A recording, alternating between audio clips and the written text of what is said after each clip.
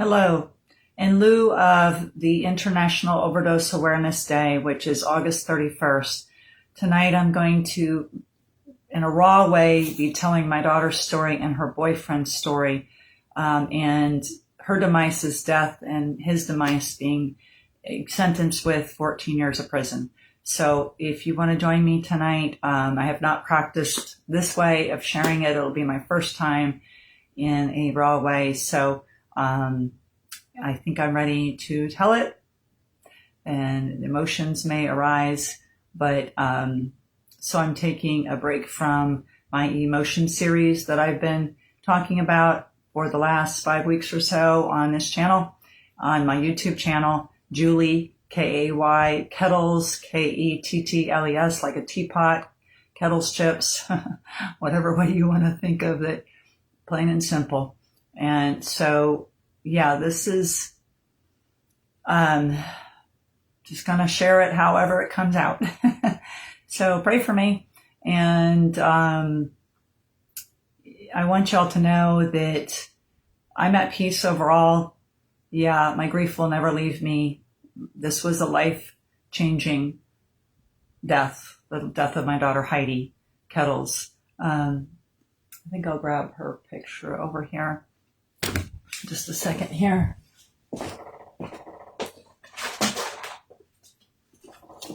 This is the picture that I show in the school at times when I'm speaking in the tools program, which I think I'll be doing again this year. Not sure. They haven't contacted me yet, but I've been doing for the last 2.5 years, every 6 weeks, sharing on the overdose or substance use day, that way. And I share for the whole hour to the students that are in the class, whatever students are there. So there's a beautiful picture of Heidi. We blew up, and it was small, that at Clearwater Beach when she was about 15, and I just love that picture of her. So this is a little bit more about her boyfriend, but I'm going to be interweaving her, obviously, in with it. And so we'll see how it goes here. All right. So Heidi was my oldest, Steve and I's oldest and only girl out of 4 children, and the other 3 are boys. A lot of y'all probably know, but may not know. I'm Facebook friends with all my sons, thankfully. But my son Jordan, he does have a profile, but he doesn't get on it, doesn't have a phone, and doesn't do well with electronics. So my son Jeremy is 31 now, right? Just turned 31. And my son Gabe is 26. Or am I behind? I'm sorry if I'm hacking their ages. I'm starting to not remember or be automatic with their ages.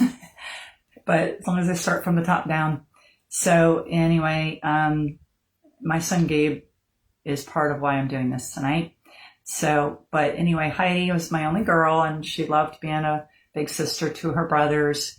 And she, we have so many pictures of her just smiling so big, holding her new brother whenever one was born, or after that. And she's a great big sister, and she just fit right in with them. She definitely was feminine, but she also had her tomboyish part of her, where she loved airsoft and was really good at it. And my husband had a business with that, and they would all go and play games as they were growing up, and they got to be together with him and together, and had a lot of fun with that.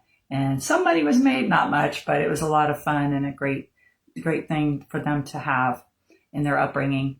So anyway, with Heidi, I remember when she didn't think she wanted to be a mom.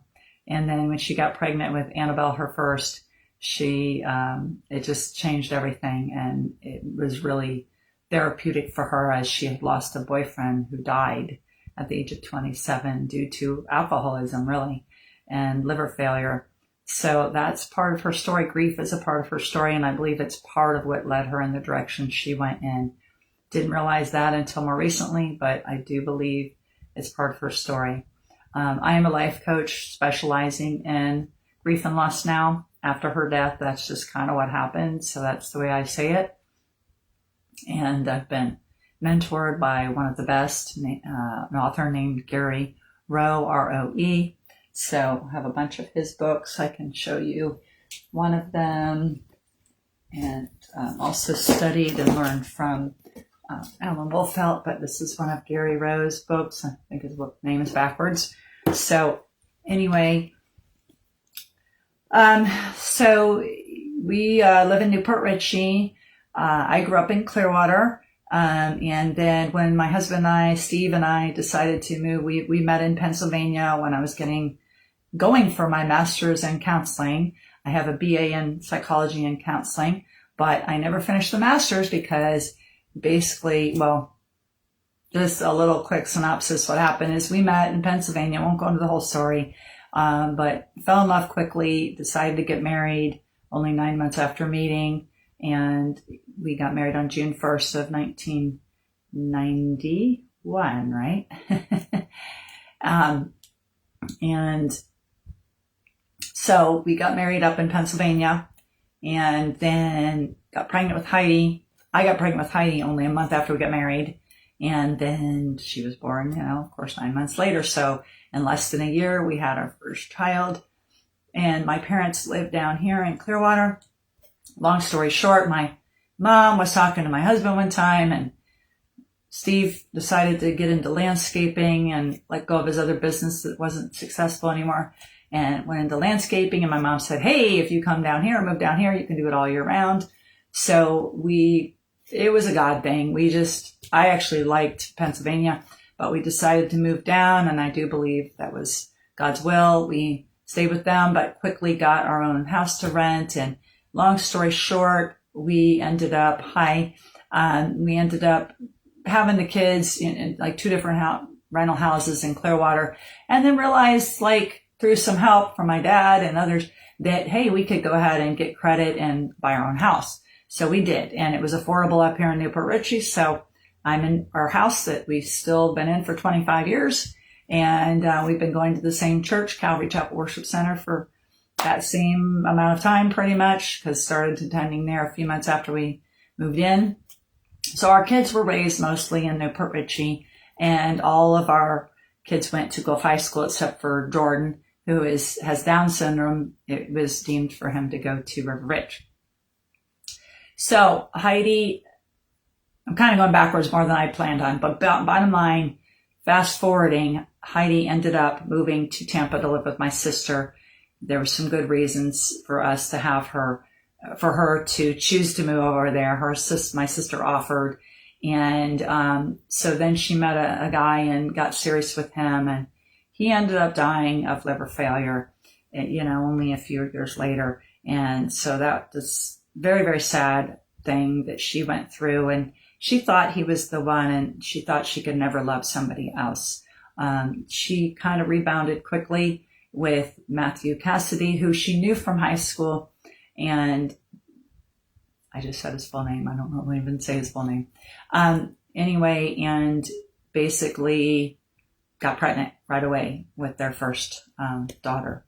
And so they decided to move in together to see if they really did love each other and could, commit to it because of having a baby now, kind of the old-fashioned way in a sense, although people used to get married before they would do that. And so it ended up that she fell in love with him, and she felt she loved him more than she ever did the other young man that died of alcoholism. So anyway, they kept having babies. And again, kind of shortening the story, they lived here in Newport Richey, several different places. But then they decided to move to Tennessee, and I won't say where they lived right off the bat, but it was someplace for free. And bottom line, we said, hey, no problem. We're going to end up living there soon anyway, because we really wanted to move to Tennessee. So we thought we were going to. So, we weren't ecstatic over our grandkids being moved to Tennessee, but we thought we're going to be visiting there. We're going to be living there. So no problem. So they ended up eventually getting help from a church up there that was just very loving. A lot of people really cared. They first came out to where they were living and did Bible studies, and they helped them to get a mobile home. And so they were, Matt had a job, they were getting stable, and everything was looking good as far as we knew. We don't know some of the facts of what was going on, but there was definitely some big prescription drug. There was something going on with that. And Matt had a history of that. Matt had gone to a rehab at some point, got help and got over it. So he was clean, but they did tell me that he had had drug issues while they were together. And I used to watch Annabelle, and then the kids moved in with me at one point. And so I'm not going into all of that, but bottom line, so we went to see him a couple times. But what happened is in July of 2019, and I ended up finding out when I was getting my nails done from my youngest son, Gabriel, that the kids had been taken away from them, and that Heidi had the kids taken away. And she told him, but she didn't tell me. I was just like floored and not happy about that. I called and found out, more details. And we were deciding to go on a trip up there in August. So when we went up in August, we had to only see the kids as part of a visit. So I'm not going to go into the story of what happened. It was them being removed from Heidi at a gas station, but Matt was not. They did not give the kids to Matt because he would not do a drug test. They were both avid marijuana smokers, by the way. So with that, kind of go forward with that, I ended up going up, just me, and seeing for a week and being with Heidi. And I could write a book. I say I could write a book about that week, the goods and the bads. But there was definitely something fishy going on, and I believe there was definitely some drug things going on because of the behavior that I wasn't really educated and real aware of, but I had that gut feeling, and I felt evil around them and evil in the midst of them, and looked like I was helping, but I probably was enabling and didn't totally know what was going on. So again, I'm not going to go into that whole story, but that was my last time seeing Heidi, was that week when I flew up there and then rented a van and then flew back, of course. And so going forward into 2020, she ended up in jail at the beginning of, or in the middle somewhere of January of 2020.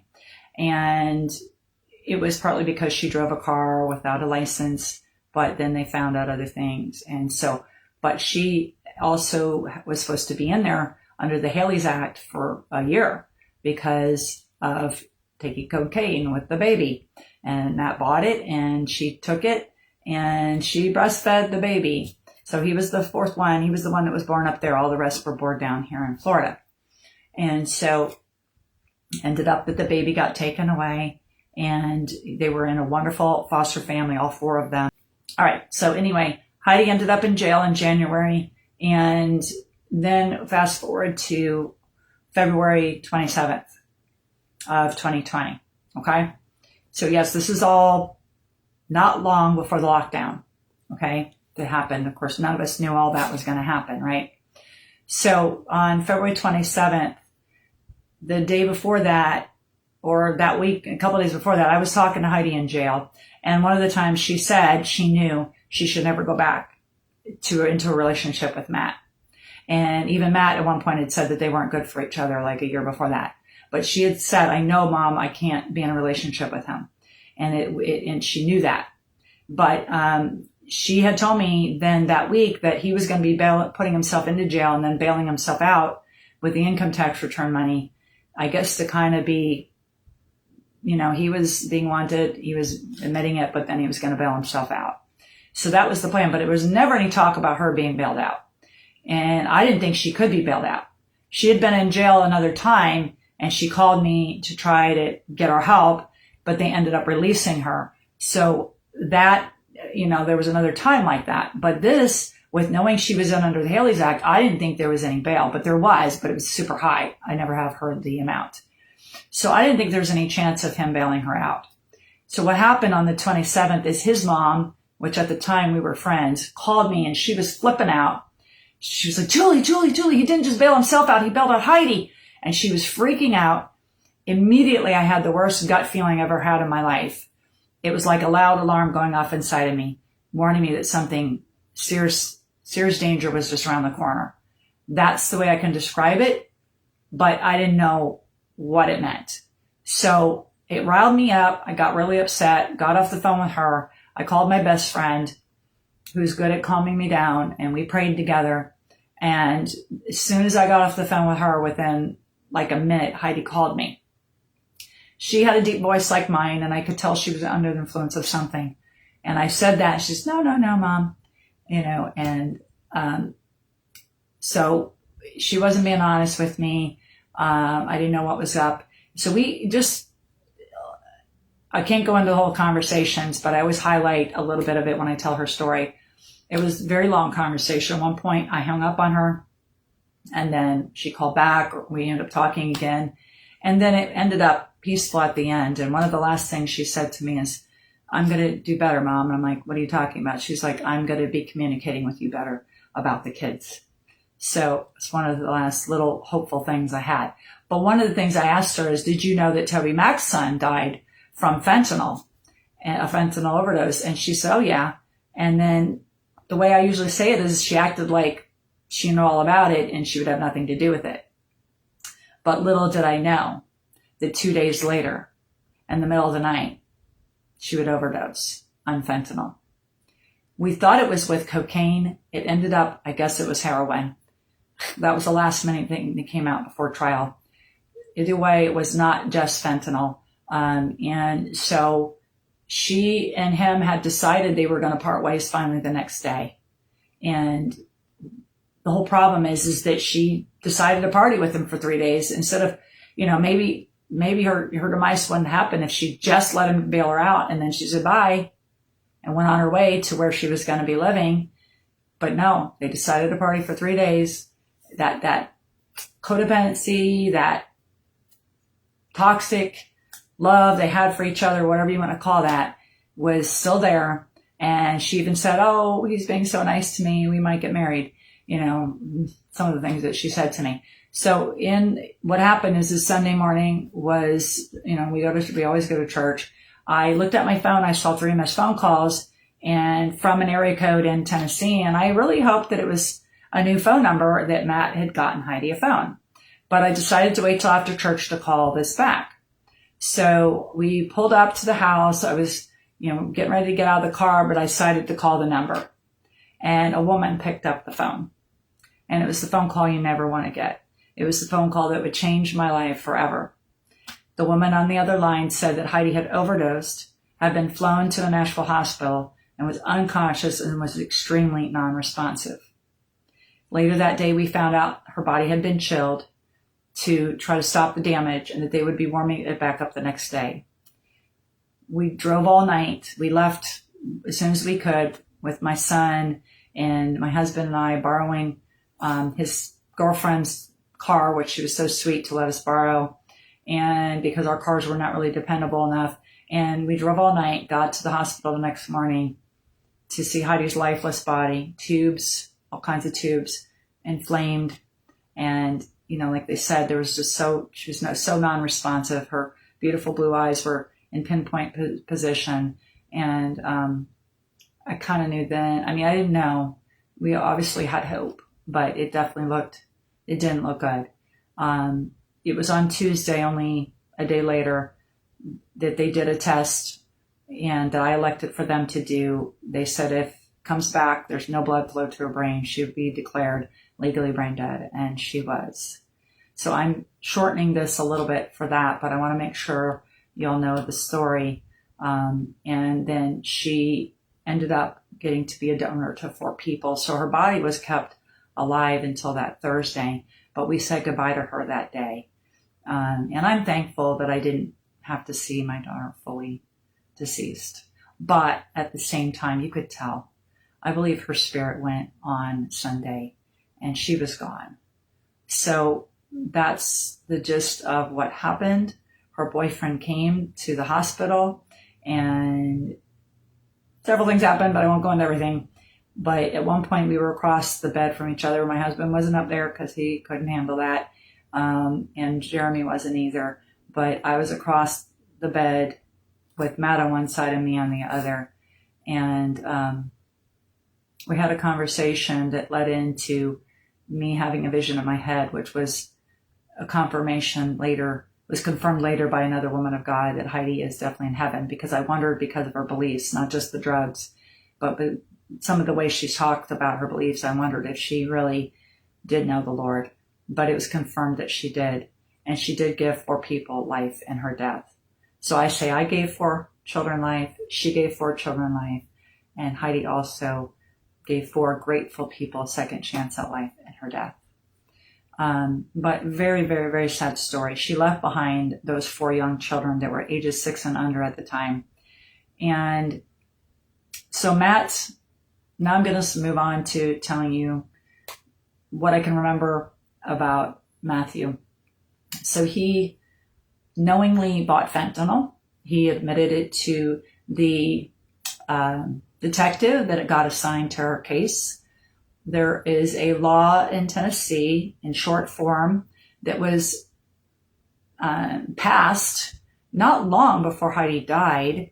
I think it was I never found out the exact date, but it was not passed that much earlier than 2020, that said if someone knowingly buys fentanyl and gives it to someone else and that person dies, that the state can go after that person for second-degree murder. That's how serious. And I think it's a really good law. And, Florida has a similar law now. So with that said, he knowingly bought it. They confiscated his phone right away. Detective Reed was his name. He was assigned to the case. And of course, it took a long time for them to open up the phone. And, I'm not even going to go into all of this. But it was 2020, the lockdown happened, everything got drug out, as y'all know. And the children, weren't automatically put with us because of the different state we were in. But then they wanted us to take the kids, and we were the only ones willing to, and ended up we got denied. And I'm not going to go into that part of the story. That didn't happen until after Heidi died. So we were, supposed to be, and that was another reason for us to feel like we were supposed to move to Tennessee, and we were going to, but God never had us go. So we're still here in Florida. So, but I'm not going to go. I'm just mentioning that little part of the story.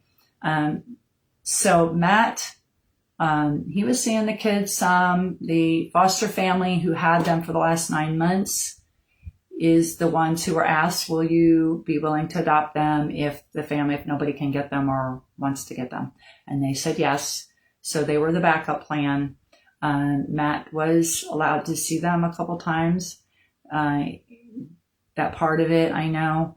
And then he had probation because of, he was assigned probation because of several charges that he had, and I'm not necessarily totally aware of all those, but I know part of them had to do with him taking fentanyl and being charged with reckless endangerment, which is like a charge that if a policeman comes in and fentanyl's around, they're in danger just by touch or by other things with that substance could get into them. So it's very, very, very, very serious if you don't know that. Most people do know how serious fentanyl is now. So he had several charges. He had 10 years of probation. At some point, he started skipping that probation, probably because he knew his guilt and knew that he could get sentenced, charged with her death. But at some point, he started skipping. I don't know at what point he left Tennessee, but he definitely skipped his probation. So 10 of his years is because of that, because of him. I don't know if they officially use the word skip or what have you, but that's where 10 years of his sentence comes from. So I found out later enough that he was going around different states. I think he was even traveling on bikes, different states, but don't know for sure about all that. So, let's move to August. No, that's Gabe's post date. on August 2nd of 2021, they, again, the state was moving to criminalize him, to get justice, to definitely have some kind of a verdict, maybe not second degree murder, but something, right? So they were able to put together a grand jury on August 2nd, and they agreed with Matt's guilt of unlawfully and knowingly killing Heidi by unlawful distribution, delivery, or dispensation of fentanyl, is exactly how the article says it. So that's when on the 3rd, the next day, in 2021, they created a warrant for his arrest. And it was issued that day. But of course, if you don't have the person, you can't arrest them, right? So that didn't happen until, did I write this down? July of 24? Yeah, I think it was July of 24, or it was 23. I'm sorry, I should know that fact. He was found in California, whatever town, doesn't matter. It's in the article. If I may paste this into one of the comments or something, or I don't know if I'll attach it to this or not, but on the article that my son posted, which is a mugshot of him, and it says about what happened. But it was July, I believe, of 2024. I don't think it was that much earlier than that he was found. So in other words, what they told me, because I wasn't real privy of this, but facts are facts. I was told this by the detective, that basically, warrant for his arrest means that wherever he's caught, if he's ever caught doing anything unlawful, they go look up his name. They're going to see there's a warrant for his arrest in Macon County, Tennessee, and he will be immediately transported back to Macon County, Tennessee. So that's what happened in July. I did find out because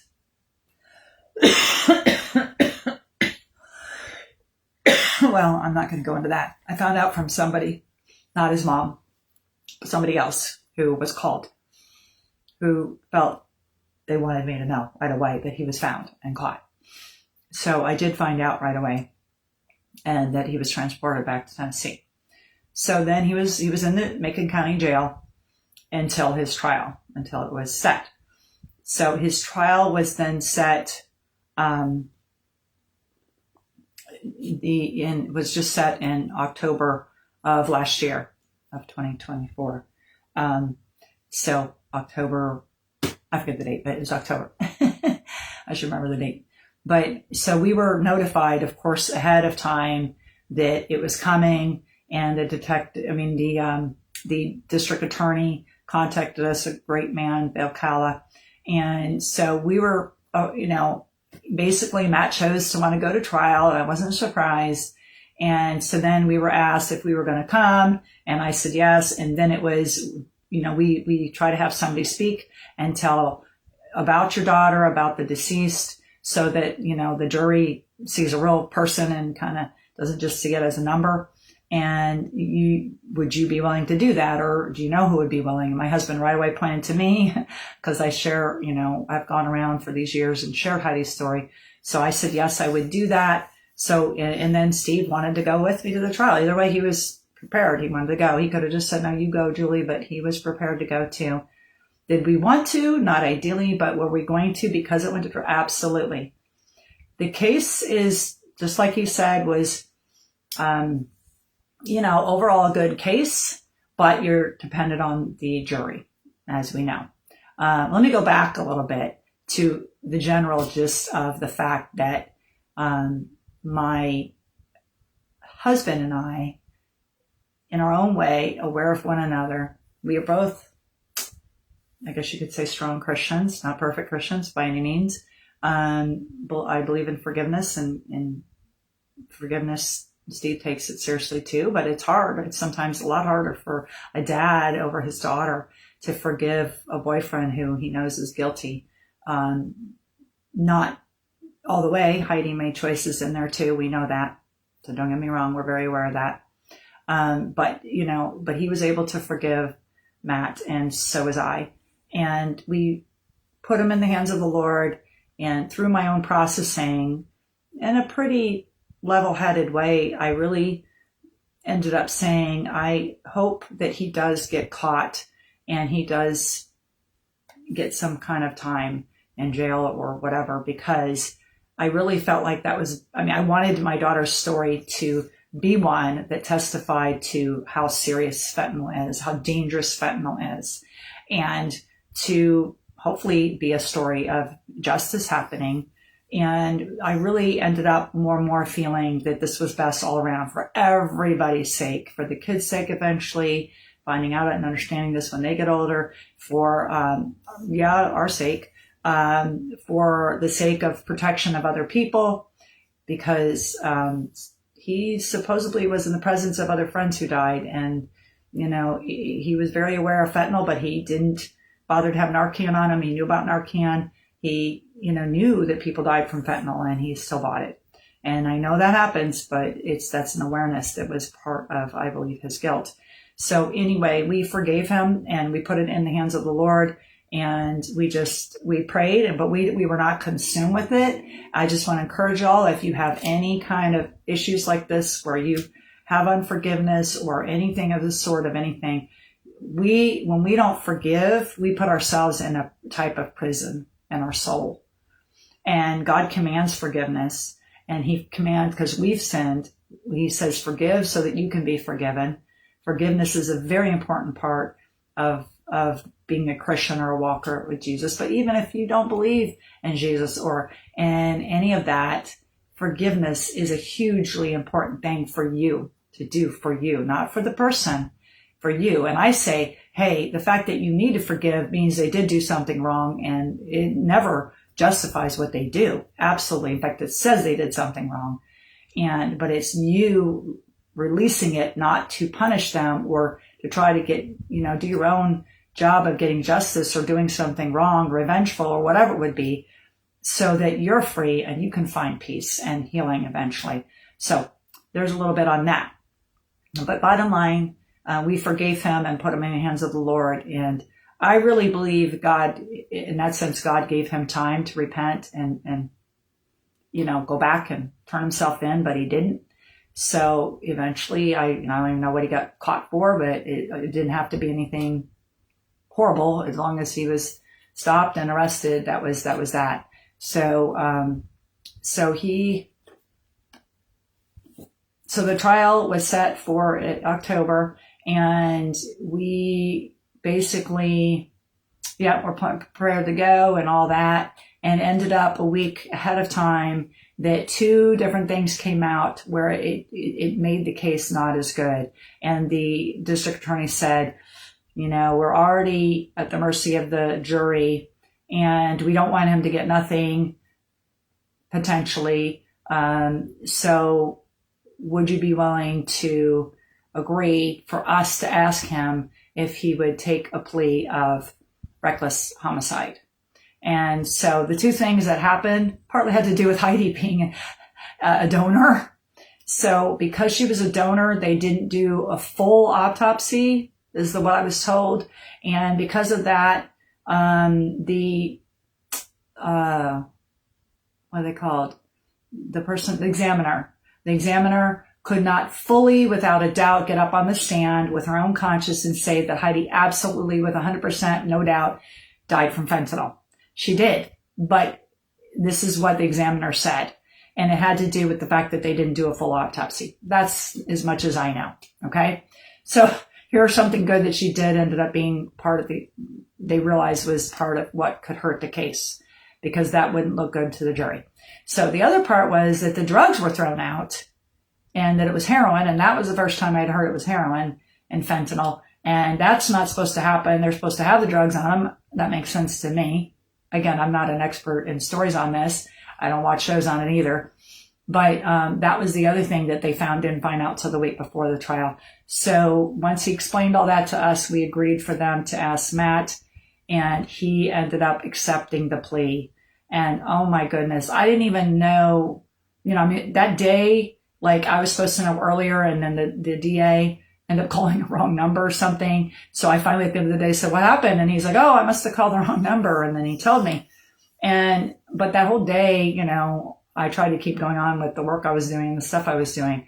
But I was just like, of course, wanting to know what happened, if he took it or not. And when I found out he did, it was like this huge load came off of me. Huge load came off of me. And I didn't even know what was on me. And it was a relief and a release for him to at least admit. And he did. He told me I'm sorry when he was in, because he had a split personality, and that's part of the problem. But he sincerely said, I'm so sorry, basically admitting guilt to me after she died, just one-on-one, actually, when he was with the kids and saw the kids at one point. And but it was an admittance of his guilt for him to do that. And it gave us something to go on. And it just, you know, again, we had already forgiven. We weren't consumed with this. We weren't thinking about it every day. To be frank with you, the whole loss of my grandkids, and all 4 kids were their children, the 2 of them, just so y'all know. The loss of my grandkids and the whole process of not being able to agree with them, and then finding out we got, you know, denied, and then being cut out, and then the adoptive family saying, you better get your last visit. We don't know what we're going to do. All of that ongoing. And then, you know, it got better. We've gotten to visit them. We've been allowed to visit them. At times, it's been times, some communication, you know, able to send gifts and things like that, but not being grandma and grandpa. You know, all of that was enough for me to process my daughter's death and all of that loss. I would tell her story and he would be a little bit in it, but because it had to be that way. But I was just like, I've cut enough on my plate to process and work through and try to keep my head above water, that I don't need to focus on him. Okay, here's some emotions. So, you know, when you first see, back when he got caught, they had it in the paper of that county, a couple of women that knew Heidi that I didn't know, but then, you know, one of them later told me how much Heidi talked good about me. That meant a lot to me. But 2 different women reached out to make sure we knew that he was caught. And just, I guess it was at that point, or when they told me, I don't know, whenever the first point was that they were going after him, it was like another knife stabbing me, because it was that hitting you of even, you know, the system and the justice. And we were being contacted and we were in agreement, but they were going after Matt. The state of Tennessee was going after Matt. It wasn't directly us. Wasn't us hiring a lawyer. But when you hear that about your son, it just hits you. It's like a knife stab in your heart all the more, because it's like, oh my gosh, my daughter was, I don't want to say murdered. Others would say that, and I'm not saying it wasn't that, because I don't know how intentional, but it was definitely intentional. But he bought it and he gave it to her and he knew the dangers of it. But with that said, just a second, I'll make sure I get this phone call off the phone in case it's disrupting service. With that said, I'm remembering that it just felt like a knife stabbing my heart when that fact was said. It's like, you know, you think you'd just be like, oh God, justice. But you're just like, oh my God, my daughter is dead. And she was totally unnecessarily killed, you know, and it just hit me all the more. But, so to go thinking we were going to the trial and then it not happen. Yeah, we were relieved we didn't have to. But we were prepared to go and I was ready. So anyway, then I didn't even know that it would be another court date for the sentencing. And so then that's when the DA, you know, got on and said, well, now it'll be the sentencing hearing, and that's going to be December 19th, right before Christmas. And I was like, wow, that time of the year. But at that point, I was just so relieved. You know, I didn't even I was like, oh, another step. I just didn't know that would be 2 different things, you know, and that it's not all done. So that's when he said, we would love for you to come up if you want to, or at least attend on Zoom that hearing. And if you're ready to say something, to say what you didn't get to say in court, in the trial, and so I said, yeah, I'll definitely at least attend on Zoom, and we'll let you know if we're going to come up. But we didn't. And so basically, he didn't even tell me at that point, but all of a sudden, like in November, I guess it was sometime in November, I got a package in the mail, and it was a whole question, specific questions with open blanks, and that they were asking me to tell the story on paper, and that was going to be given to the judge, and the judge was be reading all of this, and it's very important.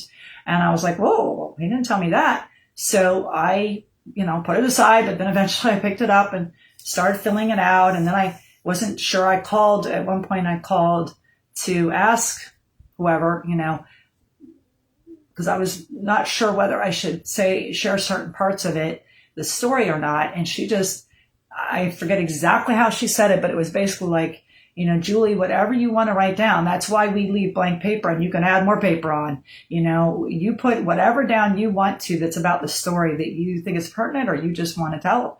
You do it. And when she said that, and I got off the phone with her, I just had this deep, we call it a grief burst, come up and out of me, and this pain and this extreme feeling in my chest. And I just cried and cried and cried for like a half an hour. It was very deep. And I don't know if I've shared this much, but I've gotten some of my biggest grief bursts when somebody validates me and the story. That was very validating. And it released me to tell things that I hadn't told anybody else. Because when I told her story, it usually was about a 5-minute story as part of speaking on the dangers of fentanyl in school, or I did it at my church at one point, different places in the community. I've told her story, but never like all of that, and partly it was just things that just happened and that I felt were important. And so, yeah, I had one of the biggest grief bursts I've had since she died after I hung up the phone with her. And so I wrote everything down, not like extreme papers upon papers, but wrote down what I believed was important. And so we get to December 19th, that date, and my dad was moving into ALF, and my brother said, hey, if you want to get anything else, and, I said, sure, we'll help pack up the rest of the stuff in the house. So we thought the trial was going to be over in the morning, but it wasn't. It got drug out. The sentencing hearing, wasn't a trial, it was a sentencing hearing. So we had to go that afternoon because it was the last day. And so I had my phone on, and then, so we're trying to hear this, and we're like packing up this last minute stuff. And they just it wasn't even like, the microphone wasn't even attached to the Zoom or whatever. You couldn't hear very well. Ended up his mom was there, and him, and I heard an I'm sorry from him, and, that kind of thing. And I wanted to say something. I ended up wanting to say something to them. Don't even remember what it was. It wasn't really about the case, but it was just something. And he thought it was about the case. And he just said, I forget exactly what he said, but my husband said, he's saying he's already made his decision. You don't need to say anything more. So, it ended up, we got hung up on it. We didn't find out till the next day. So what they told us before this was the max amount in the state of Tennessee for reckless homicide is 4 years, which I think is a low amount. What do y'all think? It's 4 years. So that was the max he was going to get. Okay. So we're waiting to see, but he could have given him nothing more. That's what the DA said. He could give him no more time. He could just have the 10 years, which is, 10 years in jail. And then it was a matter of, this is going to determine whether it's prison or not. Because he potentially, usually they go on to prison if they're there for 10 years or more, but he could end up just staying in jail. But this will be the clincher. So it ended up that the judge gave him the full 4 more years. And they ended up telling me, Julie, what you wrote definitely influenced the judge. And he definitely took it seriously what you wrote. So that was even more, validating to me in a way. But so he's in prison now 14 years total. And I'm involved with an organization called Fentanyl Fathers. And I've spoken in Miami for that organization and 10 schools, got to tell Heidi's story and tell more about the dangers of fentanyl in 10 different schools, middle schools in Miami. It was an amazing experience back in February of this year. And I've spoken a couple other places with them and stuff like that. And really was hoping to get into our county, but it hasn't. They're going a different route. They're definitely bringing more education into the school system. Me going in and having a meeting with John Legg, who knew Heidi, who was a teacher of Heidi's, y'all. I didn't even remember that Heidi had classes with him. I knew he was very much involved with Dayspring School, and he was a part of the founding of it. And he married Suzanne Chase, and Suzanne Legg, so who's been the principal and who, founded the school. But anyway, so when I met with him and he said, I remember having Heidi in my class, that was, so I don't know how much me going in and sharing that, but I'm sure it pushed him even more, even though obviously they're very aware of the dangers of fentanyl in our county. Our county is still one of the top counties in overdose deaths, although it's coming down. And the numbers are going down, thank goodness, but there's still one person dying is not good enough, right? But they are going down some. But he definitely said that they're working on curriculum and things like that with fentanyl awareness. So I don't know. I hope to call soon and find out more what they're doing with that. So hopefully me and everything I've been doing in the county has definitely influenced that, is what I've been praying for and working towards. But anyway, Fentanyl Fathers, Greg Swan, he's the founder of Fentanyl Fathers. When I told him that Heidi's boyfriend got 14 years, he said, that's one of the best justice stories I've heard yet. So, but more are getting consequences, if you want to say that, for fentanyl, and rightly so, because it's very serious, as we all know. So if y'all have any questions, please feel free to put them on the comments. I haven't, I'm sure, hit every detail, but that's just what I remembered and decided to share. So I never put a post on saying, hey, y'all, we're going to trial, pray for us. I thought about it, but I just decided not to.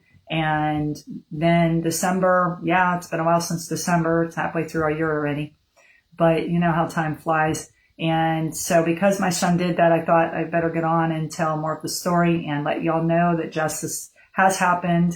I know I'm not saying it always does, even with prayer, but God is a God of justice. He does talk about justice in the Psalms a lot and other places too. And King David knew and trusted God for justice, and he had his own story of injustice, that eventually he did get justice and he became king. So with that said, I believe God is a God of justice. Sooner or later, it's going to catch up to people, maybe in the afterlife, however we want to put it. But I just wanted to share that this is a story that justice did eventually happen, not right away, but it did. And fentanyl is very serious, and I'm smiling because I can say that my daughter's story has an ending that shows how dangerous fentanyl is, and a story of justice. And frankly, I believe the best place Matt could be is in prison. I'm glad it's prison and not jail. That actually is better for him all around. And others would agree with that.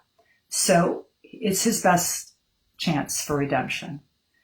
Matt claimed to be a believer in Jesus, for those who are on here that believe in Jesus. I just hope he really, really does get saved and surrender his life, and that he can even live for the Lord in prison and get straight in prison and turn his life around in prison, because many people, that's the only way that it's going to happen for them. It's just a fact. I'm not here to argue about should people be put in jail or not, but the evidence is many people, and my pastor even said it just last Sunday, because he said Marcus, who has his own story of jail and prison and stuff like that, and then he finally gave his life to Christ. He's going all around the state, so he's not there hardly on Sundays because he's going to prisons around the state, and many doors are opening. And just how Pastor Strayer said, hey, they don't have a problem with arguing that they're sinners, that they need a savior, because they know, and so it's an atmosphere that many people do get their lives straight or give their lives to Christ in prison. So I really believe that it is the best place for him to be. And obviously God agreed. Okay. He also messed up and did something else wrong. And he kept going with that, and he did not repent of it. So obviously I just want to say, I believe this is a story of justice, but forgiveness is a must. Forgiveness is a must. And I know of stories of people who literally try to make sure that their person that was part of killing their child or, whoever it was, they literally wanted them to not be, in prison or what have you. There's people that literally forgive the full-fledged thing of it. In this case, I believe it's the right answer, and I feel that the Lord agrees because of what happened. Okay, so that's all I have to say, but I am all about forgiveness, and I am so glad that I have the peace of God in my heart concerning Matt, and I do wish him well and pray for him that that this is going to be good for him and his life. It's not fun. It's got to be terrible. But I pray that he'll take this and work it to the good. Another man of God that I know, Steve Hopper, that's his testimony. Prison to Purpose is his book name, Prison to Purpose. And so it took prison for him to get on his knees. And then he began to see God and came to know the Lord in prison. And he, became the motivational speaker in a sense through that beginning in prison. And he just says, I'm turning this to the good, so there's evidence of that. So thank you for those of you who are on here with me. Would love for a comment, how that touched you, or anything you would want to share, or any questions. Share this out. If you are willing to, share this out, as this is International Overdose Awareness Day is this Sunday, the 31st. And, international. So it was just on the 21st, it was National Fentanyl Awareness Day. So that was just last week. So they're close together. And I'm kind of doing this on behalf of both. But our country is the worst for fentanyl, in case you don't know. Canada, I don't know percentage wise. Canada and Australia do have some problems with it, definitely. But I don't think they're anywhere near us. We are, and there's no other country, because there's many countries that are very, very against drugs, and they're not allowed. So our country is where fentanyl is. It's an epidemic in our country. It's not an international epidemic, but it's an epidemic in our country. But the International Overdose Awareness Day, especially those three countries, our country and Australia and Canada, bond together to bring awareness. And so this is my active awareness right now today with this video. Fentanyl is hugely dangerous. And as I said last week on my video, which was actually about grief and emotions, please tell everyone and spread the awareness, because this is the bottom line of why it's so dangerous. It's being put in most drugs out there, not every time, but it's being put in all the drugs out there, including marijuana, including even vapes at times, as a filler because it's cheap and easy to make. But it's the most potent in the smallest amount, 50 times stronger than heroin and 100 times stronger than morphine. It's the perfect drug. Think about it. If it's potent, the most potent with only 2 milligrams can be fatal, and it's cheap and easy to make. Well, actually, that's why the drug dealers and people are sticking it in so many things. So it's a filler, and you don't know it's in the mix. Many times you don't know it's in the mix. That's why it's so dangerous. Do not take anything, and tell your kids, tell everyone you know, do not ever take anything unless it's prescribed by a doctor through a pharmacist. That's the only way to be safe. You can't sit there and look at the fake pills and go, oh, I don't think it's fake. It looks the same. They look the same. One of the girls that's in the presentation, her name is Rain. She died looking at a pill thinking hopefully it was fake. And she knew about fentanyl, had done a talk and a video on fentanyl, and she died of it a month later because she didn't stick to that rule of never taking anything outside of what a doctor gives you a prescription for through pharmacists. That's the only way to keep you safe from fentanyl maybe being in what you have. A friend of mine, she lost her son to fentanyl not long after me. And another family member who was 55 died. I don't remember which other drug, but he thought he was taking another one for pain or whatever it was. And it was not that at all. It was pure fentanyl. They ended up finding out. So even that's happening sometimes. So that's the only way to be safe. That's the bottom of the bottom line of this. Okay. So tell everyone the peace. I'm much better, but you just never know when it's going to come up. And it definitely changed our world, life-changing loss. And I'm all about grief and loss. And I'm a life coach, and I would love to help you or a friend of yours or someone else you know that's struggling with their grief. Please let them know my name. I can send you a link and you can send them the link, or however you want to do it, on PM, on private message. And I can even put the link in this right here. And I'd be happy to do a 1-hour free consult with them. Absolutely free with no obligations. Okay. All right. I want to thank you very much. Thank you, Lord, for helping me through this, telling this story today. Thank you. God bless you all. Bye-bye.